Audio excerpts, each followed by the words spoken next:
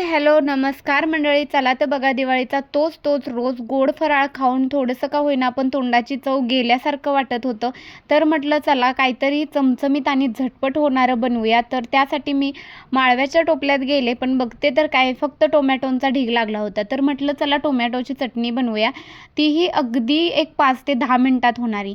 ठीक आहे, तर त्यासाठी बघा कढई गरम केली, एक तेलाची धार घातली, त्यानंतर त्यामध्ये एक 6 ते 7 टोमॅटो मध्यभागी कापून घेतले आणि ते कढईमध्ये पालते घातले आणि त्यामध्ये लसणाच्या एक 10-12 पाकळ्या घालून घेतल्या. छान सॉफ्ट होईपर्यंत टोमॅटो मी भाजून घेतलं.